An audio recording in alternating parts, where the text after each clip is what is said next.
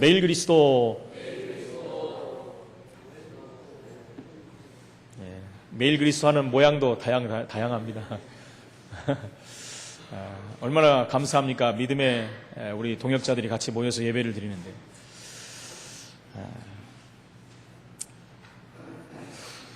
가끔 말씀드립니다마는 루 앨리스라는 사람이 있습니다. 그 사람은 유명한 장군이고 문학적으로도 천재였던 사람입니다. 그와 또 그의 친구 잉거솔이라는 사람이 있습니다. 그 사람들이 어느 날 같이 기독교의 신화를 영원히 없애버리는 그런 책을 쓰자고 약속했습니다.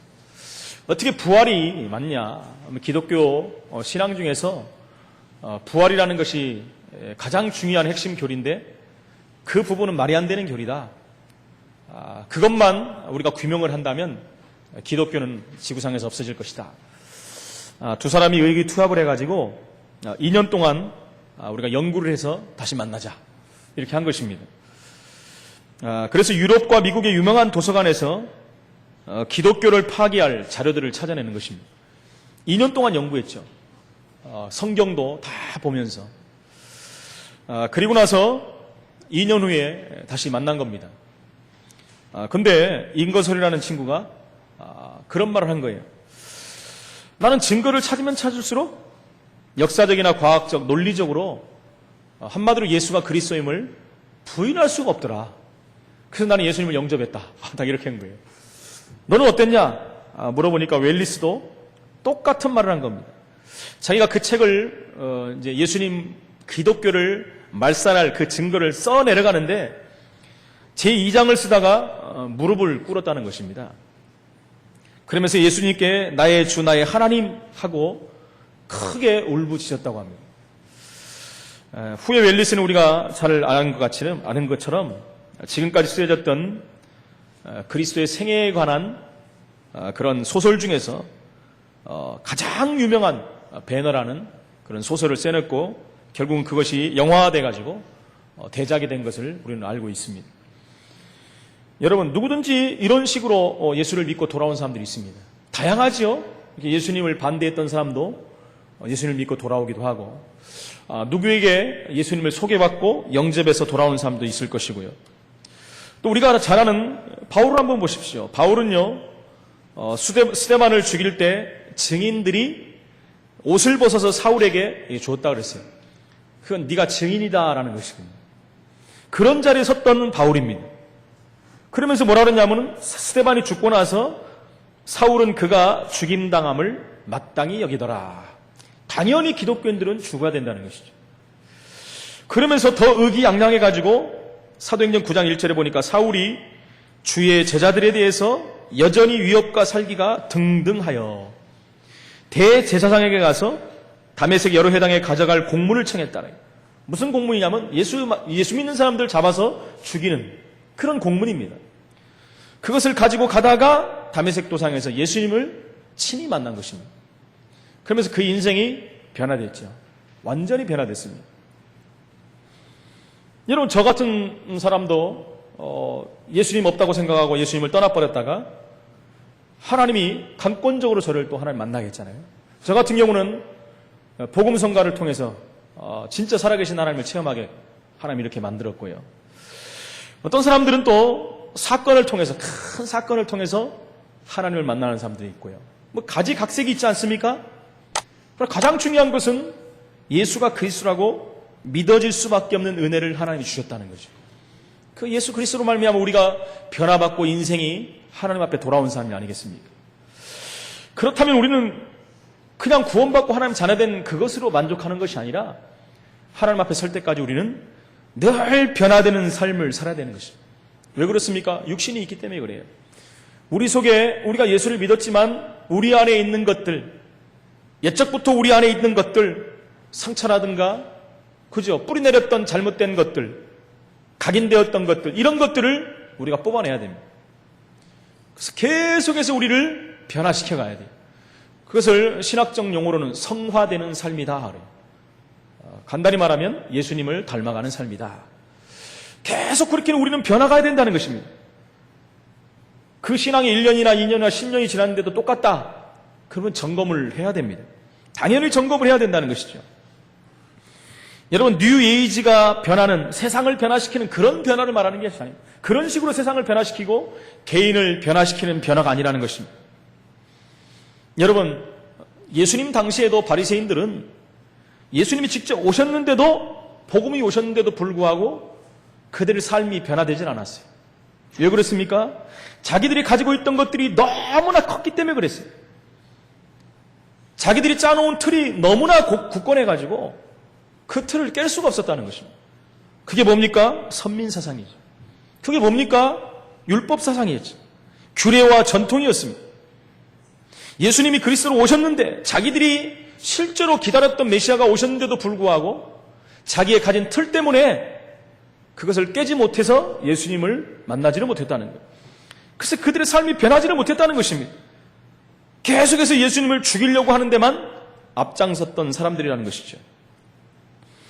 여러분, 우리나라 정치도 뭐 그렇게 시간이 많이 갔는데도 변하지를 않아요. 늘 변하지 않는 것이 정치입니다. 여러분, 우리나라 경제도 제가 지난주에 신문을 하나 보면서 우리나라 산업은 일본이 손을 떼버리면 금방 망한다. 이런 말을 쓰는 거예요. 그런데 이게 무슨 말인가 하고 봤더니 기본 기초 산업에 대한 부분, 소재, 그죠? 모든 그 반도체라든가 자동차를 만들려면 최고 핵심 부품들이 있습니다. 그 모든 부품들이 거의 다 일본산이라고 합니다. 그래서 일본에서 지금 손을 딱 끊어버리면 우리나라 반도체, 자동차, 뭐 스마트폰 이런 거 전부 공장이 못 들어간다고 합니다. 그래서 많은 사람들이 우려하는 게 일본이 지금 우리나라하고 막 극한 대립을 하지 않습니까? 그래서 일본에 몇몇 사람들이 그런 말을 한다는 거예요. 한국이 우리나라를 그렇게 하니까 그걸 끊어버리자라고 말하는 사람도 있다고 합니다. 그러나 국제 관행상 그럴 수는 없어요. 그렇게 하면 이제 큰일 나는 것이죠. 그런데 제가 그걸 보면서 그렇구나. 우리나라가 일본의 식민지에서 벗어났지만은 아직도 이런 쪽에는 경제적인 식민지 국가가 아닌가라는 생각을 해봤습니다. 스마트폰을 최고 많이 판다고 하지 않습니까? TV를 최고 많이 판다고 하지 않습니까? 자동차가 세계 5대 강국에 들어갔다고 하지 않습니까? 그러나 가장 기초 산업은 전부 일본에서 수입을 해다 쓴다는 것입니다. 그냥 우리나라가 많이 팔면 팔수록 가만히 앉아서 돈 버는 사람들은 일본이라는 거예요. 자, 그걸 보면서 진짜 우리나라 경제가 변화되게 됐구나. 근본적인 변화가 되지 않으면 문제가 올 수밖에 없구나라는 생각을 해봅니다. 이런 생각도 해봤습니다. 그럴 리가 없겠지만 늘 일본 사람들이 불안해하는 후지산이 폭발을 하고 일본이 가라앉는다 이러면은 한국도 따라서 굉장한 타격을 받을 수밖에 없겠구나. 그래서 경제적인 자립도 변화도 빨리 해야 되는 것이 시급하구나라는 생각을 제가 한번 좀 해봤습니다. 칼럼을 보면서 제가 그 말을 보면서 많은 생각을 좀 해봤습니다. 우리 신앙도 마찬가지가 아니냐. 우리가 정말 근본적인 부분에 대해서 변화가 안 돼버리면 신앙생활을 해나갈수록 정말 주님 바라보고 신앙생활 하는데 많은 어려움을 당하지 않을까. 그런 생각을 제가 해봤습니다.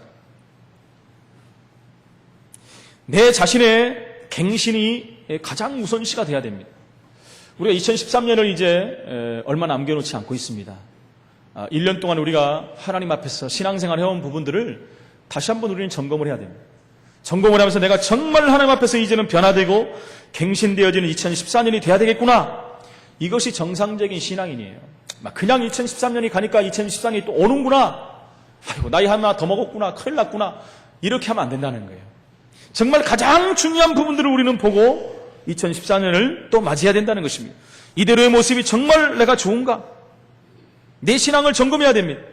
사람 앞에서가 아니라 하나님 앞에서, 복음 앞에서 내 선입관을 내려놓고 고정관념을 내려놓고 나에게 있는 틀도 완전히 깨버리고 우리는 새로 시작해야 됩니다. 혹시 고집이 있습니까, 우리? 여러분, 고집은요, 백해무익한 것입니다. 전혀 복음 앞에서는 쓸모없는 거예요. 제가 한 고집하는데 굉장한 사람이었습니다. 제가 옛날에도 말씀드렸죠. 저는 옛날에 고집이 센 정도가 아니에요. 제가 잘못했다고 생각 안 하면요, 저는 입도 안 열어버립니다. 한 달이고 두 달이고 좋습니다. 한마디로 그 정도로 못돼 먹었죠. 근데 제가 복음을 알고 나니까 백해무익. 복음하고 아무 상관이 없는 건데 쓸데없는 고집 때문에 얼마나 많은 손해를 본지 모릅니다. 여러분, 이런 것들이 복음 앞에 우리가 내려놓고 치유를 받아야 된다는 것이죠. 여러분, 세상은 점점 어두워져 가고 세상은 점점 힘들어갑니다. 성경에 말씀했듯이 어두움이 땅을 덮을 것이며 캄캄함이 만민을 가리우려니와 이런 때가 이미 왔다는 것입니다. 기독교인들도 이제 실패하는 세상이 돼버렸고요. 세상에서 기독교인들을 우습게 하는 그런 시대가 됐다는 것입니다. 우리가 기독교인들이 근본적으로 변하지 않으면 세상을 살릴 수 있는 것이 아니라 세상의 정복을 당할 수밖에 없는 것입니다. 바깥에는 영적 문제가 더욱더 거세게 일어나고 있는데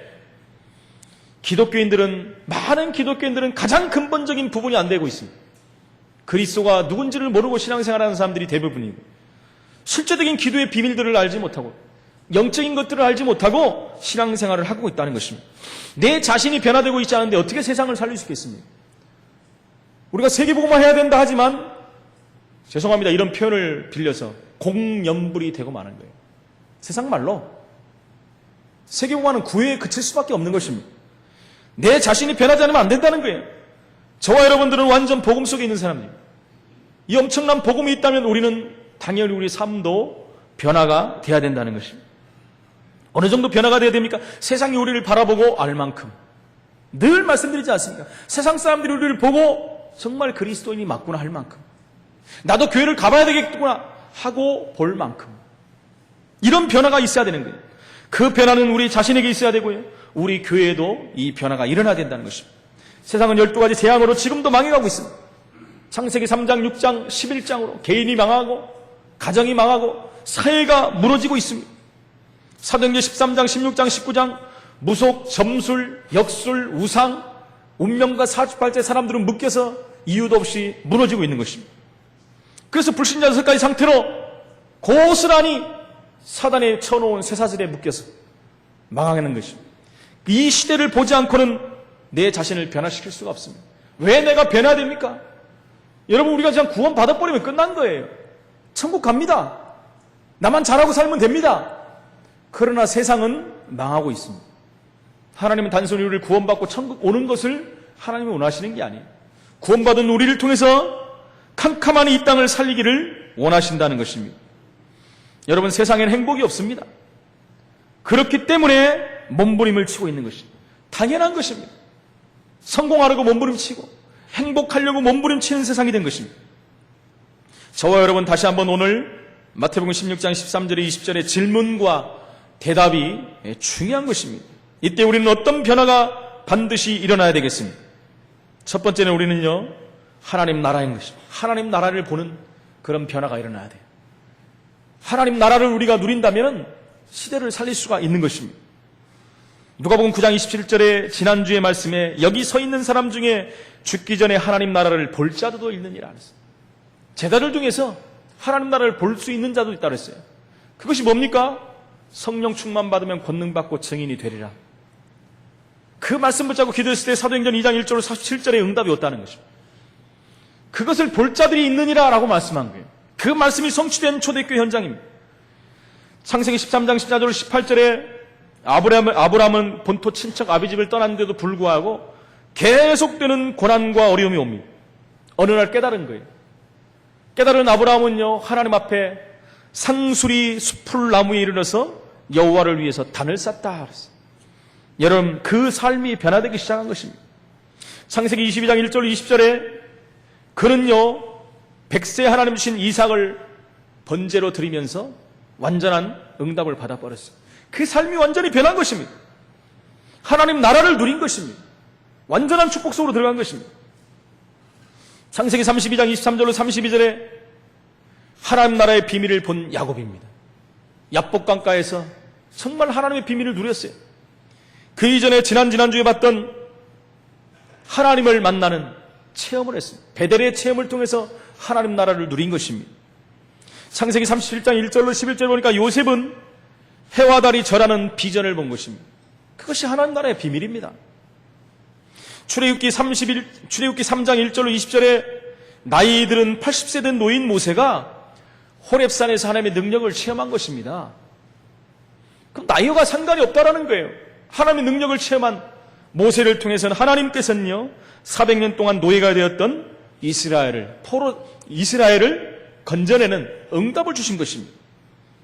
여호수아 3장에, 여호수아 6장에, 여호수아 10장에 보니까 요단과 여리고와 여호수아가 아모리 전투를 통해서 여호수아가 이 하나님 나라의 비밀을 누린 것입니다. 여러분, 다윗의 전생을 한번 보십시오. 다윗은 이미 어렸을 때 목동으로 있으면서 이 비밀을 누린 사람이었어요. 일평생 하나님 앞에 쓰임받는 최고의 이스라엘 왕이 된 것을 우리는 볼 수 있습니다. 예수님의 제자들과 바울이 본 하나님 나라를 보십시오. 이 답이 없다면 불신자보다 우리가 정말 우월한 삶을 살 수가 없습니다. 구원받아서 최고의 축복은 받았지만 이 답이 하나님 나라의 비밀이 없다면 불신 세계를 살릴 수가 없다는 것입니다. 그래서 예수님은 너무너무 중요해가지고 하나님 나라를 40일간 말씀하셨다 그랬어요. 여러분, 얼마나 중요하면 40일간 얘기하시겠습니까? 이것을 모르고 우리가 신앙생활하면 할수록 힘들어질 수밖에 없는 것입니다. 이것이 없이 교회가 부흥하면 나중에 문제가 올 수밖에 없는 거예요. 왜요? 기초가 없기 때문에. 교회가 왜 부흥해야 되며 신앙생활이 무엇이며 여기에 대한 답이 안 나오는 거예요. 그래서 마태복음 6장 33절에 말씀하신 대로 너희는 먼저 그의 나라와 그의 일을 구하라 라고 예수님이 말씀했어요. 주기도문으로 나오지 않습니까? 나라의 임하옵시며 라는 말씀을 하세요. 하나님 나라가 이 땅에 임하는 비밀. 바울은요 전도 사역을 하면서 늘 말씀한 게 뭐냐, 예수가 그리스도인 심과 그분이 부활하셨다는 것, 그리고 하나님 나라에 대해서 강론했다라고 말씀했어요. 하나님 나라에 대해서 강론을 했다는 거예요. 풀어서 얘기했다는 거예요. 가장 중요한 비밀들을 말했다는 거예요. 그래서 저와 여러분은 가장 중요한 것을 먼저 봐야 됩니다. 뭘 먼저 봐야 되겠습니까? 복음은 모든 문제 해답이라는 거예요. 복음은 모든 것이구나. 여러분, 우리가 신앙생활을 하면 할수록, 문제와 사건이 오면 올수록 복음은 모든 문제 해결이구나, 여기 답이 나버려야 돼요. 여러분, 왜 그렇습니까? 마태복음 24장 14절에 이 천국 복음이 모든 민족에게 증거되게 해요. 온 세상에 전파되리니 그제야 끝이 오리라고 말씀했습니다. 여러분, 뭘 봐야 됩니까? 우리 인생이 정말 복음 전파의 삶을 살아야 되겠구나, 여기에 우리가 답이 나와야 된다는 것입니다. 이것을 봐야 돼요. 왜 전도해야 되겠는가? 현장 보면 나오지 않습니까? 왜 세상은 고통을 당합니까? 현장을 보면 나오지 않습니까?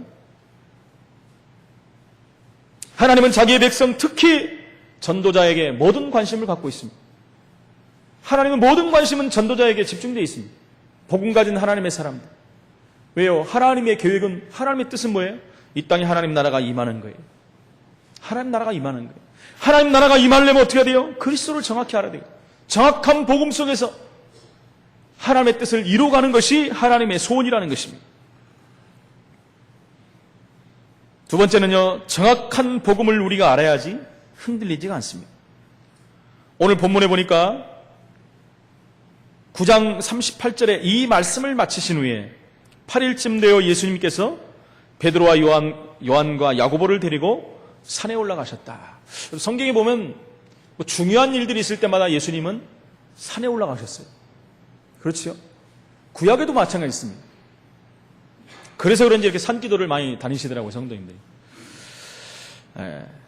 그런데요, 그 가운데 변화된 예수님의 모습이 나온 것입니다. 예수님이 기도하고 있는데 예수님이 변화됐다 그랬어요. 그래서 누가복음 오늘 9장 29절에 보니까 기도하실 때 용모가 변화되고 그 옷이 휘어져 광채가 나더라 그랬어요. 여러분, 마태복음 17장 2절에 마태는 이렇게 썼습니다. 그들 앞에서 변형되사 그 얼굴이 해같이 빛나며 옷이 빛과 같이 휘어졌더라. 여러분, 마가도 이렇게 썼습니다. 9장 3절에 보니까 그 옷이 광채가 나며 세상에서 빨래하는 자가 그렇게 희게 할 수 없을 만큼 매우 휘어졌더라. 예수님의 변화된 모습에 대해서 복음서 기자들이 조금씩 다르게 이렇게 기록을 했습니다. 여러분, 사람의 표현 방법이 차이가 나지 않습니까? 자기들이 본 생각대로 쓴 거기 때문에 그래요. 본 모습대로 썼기 때문에 그렇습니다. 그 무슨 말입니까? 인간의 언어로는 도저히 표현할 수 없을 만큼 그런 놀라운 일들이 지금 벌어졌다는 것입니다. 개인의 표현 방법을, 최대한 표현 방법을 통해서 지금 말한 거예요. 빨래하는 자가 여기까지도 말했고요. 빨래하고 나면 얼마나 희어집니까? 세상에서 동원할 수 있는 단어들 다 동원했지만 표현할 방법이 없는 것입니다. 희어져 광채가 났다. 예수님 안에서부터 나오는 광채를 말하는 것입니다. 세상에 그 어떤 광채로도 말할 수가 없는 거죠. 비교할 방법이 없다는 것입니다. 그러면서 그들이 모세와 엘리야를 봤다라고 그랬잖아요. 황홀한 지경에 들어간 것입니다. 그러면서 뭐라고 합니까? 그들의 반응을 한번 보십시오. 주여 우리가 여기가 좋사오니 우리가 초막셋을 짓되 하나는 주를 위하여 하나는 모세를 위하여 하나는 엘리야를 위하여 하사이다. 그랬어요. 지금 현실을 바라보면서 미래에 대한 언약도 다 잊어버린 것입니다. 자기들이 과거 예수님과 공생애를 통해서 봤던 모든 것들을 지금 다 잃어버리고 있는 거예요. 지금 현실을 보면서 뭐예요? 만족하는 거죠. 지금 만족하는 정도가 아니라 뭔가를 잊어버린 것입니다. 여러분, 우리가 이럴 수가 있다는 거예요. 신앙생활 하다가 어떤 현상을 바라보고 어떤 응답이 오고 어떤 큰 해답의 문이 열리면 그것이 다라고 생각하고 거기에 만족하는 사람도 있다는 것입니다.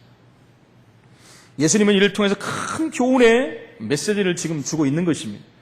여러분, 이들이 초막을 짓자는 이유는 뭡니까? 여러분, 자기들이 존경했고 이스라엘에서 최고 유명했던 모세와 엘리야를 봤는데 떠나가거든요. 떠나지 못하게 하기 위해서. 여러분, 이거 실제적인 말 아닙니까? 초막을 짓다는 것은 거기서 살자는 거 아니겠어요? 모세를 위해서, 엘리야를 위해서, 예수님 위해서 초막을 짓다는 건 뭐예요? 집 짓고 거기서 살자는 거예요. 지금 현실에 안주한다는 것입니다. 그렇게 세 개의 초막을 짓자는 것은 예수님을 다른 두 사람과 동일한 사람으로 지금 보고 있다는 거예요. 뭔가 지금 착각하는 것입니다. 그렇죠? 예수님이나 모세나 엘리야나 똑같다라는 거예요. 더 중요한 건 뭡니까? 십자가 사건이 남아있는데 이 상황을 영원히 유지하려고 하고 있는 거예요. 예수님은 지금 십자가 사건을 통해서 전 인류를 구원하는 중대한 지금 사역을 앞두고 있는 것입니다. 그런데요, 그 다음 말이 더 중요합니다. 그런데 자기가 하는 말을 자기도 알지 못했더라. 여러분, 잠재의식에 있던 것이 그대로 나왔다는 거예요. 이게 굉장히 중요한 말입니다. 내 안에 뭐가 있느냐가 그대로 나오는 거 아니겠습니까? 그래서도 말씀드렸지 않습니까? 제가 건강검진할 때 잠깐 맞춰놨는데 내 안에 있던 것들이 나온다고. 여러분, 내 안에 있는 것을 잘 관리하시기 바랍니다. 건강검진하실 때. 또 다른 말 나오면 이상해지니까요. 내 안에 있는 것들이 지금 나온 거예요. 그냥 모세도 좋고 엘리야도 좋고 예수님도 좋고 그냥 십자가 사건이 뭐고 그냥 여기가 좋습니다. 최고의 응답의 사람들이 거기 왔지 않습니까? 이스라엘 사람들이 가장 존경하는 사람들 아닙니까? 여러분, 지금 뭘 보여주십니까? 모세는 율법의 대표입니다. 사실은 율법 속에 빠지면 안 된다는 것을 의미하는 거예요. 바리새인의 율법으로 말미암아 예수님을 정죄하고 예수님을 십자가에 못 박는 사건까지 일어나지 않습니까? 죄에 걸려있는 율법입니다. 율법은 구원이 없어요. 구원이 없습니다. 율법에 빠져있거나 죄 가운데 빠져있는 것이 둘 다 같은 것입니다. 여러분, 율법을 지켜서 구원받을 수가 없는데 유대인들은 그렇게 해서 구원을 받으려고 노력을 했죠. 그러나 그 율법을 다 지킬 수도 없습니다. 율법은 우리가 죄인임을 알게 하는 것이죠. 그 완성은 예수 그리스도입니다. 완성되신 그리스도가 오셨는데 모세와 엘리야는 예수님의 길을 여는 사람들이에요. 사실은 예수님이 누구라는 것을 보여주는 사람들이지 그 사람들이 주체가 아니라는 것입니다. 엘리야는 누굽니까? 종교의 대표입니다. 구약의 선지자 중에서 가장 대표적인 선지자입니다. 종교적인 능력을 추구하고자 하는 것입니다. 지금 육신적인 욕구를 만족하겠다는 거예요. 엘리야는 또 신비의 대표입니다. 우리는 기복적이며 신비주의적인 신앙을 내려놔야 됩니다. 이 모든 것을 내려놓지 않으면 나도 모르는 사이에 그게 나온다니까요. 여러분, 많은 사람들 보면, 신앙생활하는 사람들 보면 가정이 문제가 와 있고 자녀들이 문제가 와 있고 개인 자체조차도 엉망인데 능력 받겠다고 막 다니는 사람들이 있어요. 막 기도원으로 가고 어디로 가고 이 사람한테 가고 저 사람한테 가고. 여러분, 능력만 보여주면 이것이 맞는지 안 맞는지도 모르고 90% 이상이 흔들리는 신앙인들입니다. 사실은. 어디서 능력이 일어난다 그러면 글로 가버려요. 어디서 뭐 기적이 일어났다 그쪽으로 쫓아갑니다. 그 전에 말씀드렸죠. 어디 천주교에서 마리아가 피눈물을 흘린다니까 수만 명이 모였다는 거예요. 수만 명이 모였다는 거예요. 뭐 부처 얼굴에 우담바라 꽃이 폈다니까 또 수천 명이 몰려갔다. 피눈물 흘려서 어쩌다는 겁니까? 꽃이 피면 어쩌다는 거예요? 그 귀신의 역사 아닙니까? 한마디로? 귀신도 할 수 있는데 저는 이해가 안 근데 꽃이 피어서 어쨌다는 거예요 도대체. 눈물 흘리면 어떻고 피눈물 흘리면 어떻고 복음하고 무슨 상관이 있습니까? 그게 내 신앙하고 무슨 상관이 있어요? 지금도 이런 일이 벌어지면 다 몰려가 버리는 것입니다. 심각한 일이 아니겠습니까? 더 중요한 건 뭡니까? 그러다가 뭐 일이 안 풀리고 문제가고 어려움이 오고 그러면요 신앙에서 돌아설 사람들이 얼마나 많은지 모릅니다. 해봐도 안 되더라, 다녀봐도 안 되더라, 열심히 했는데도 안 되더라, 헌금 많이 했는데 안 되더라, 충성 봉사 다 했는데 안 되더라. 얼마나 많은지 모릅니다. 문제와 시험 앞에서, 환경과 상황 앞에서 다 무너져 버리는 그런 성도들이 많아요. 그래서 우리는 복음이 아니면 안 된다는 것입니다. 그래서 세 번째로 오늘 우리는요 오직 예수 그리스도 안에서만 새로운 변화를 받아야 됩니다. 다른 것을 통해서 변화받아 버리면 안 돼요, 여러분. 절대 안 되는 것입니다. 이초성 목사라고 있지 않습니까? 88체육관에서 쫙 하면 다 넘어가 버리는. 그 변화를 맛본 사람들은 계속 가서 넘어져야 돼요. 계속 넘어져야 됩니다. 제가 얼마 전에 존 윈버 목사라고 제3의 물결, 미국에서 얼마나 유명했는지 몰라요. 제가 말씀드렸잖아요. 다락방 우리 복음운동과 같이 시작된 운동인데 그 운동에 수많은 사람들이 몰려갔어요. 근데 요즘도 그걸 하더라고요. 제가 동영상을 한번 봤는데요. 대단하더라고요. 막 희한해요. 제가 봐도 희한해요. 희한해. 그냥 수많은 사람들이 있는데 막 유약 하면 샥 넘어가.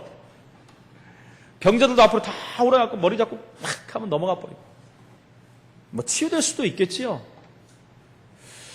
뭐 확신을 가질 수도 있겠지요. 안 믿어진 사람들이요. 그러나 여러분 오래 가지 못합니다. 근데 저는 그걸 보면서요. 아니 넘어져서 어쩌다는 거예요 그 다음에.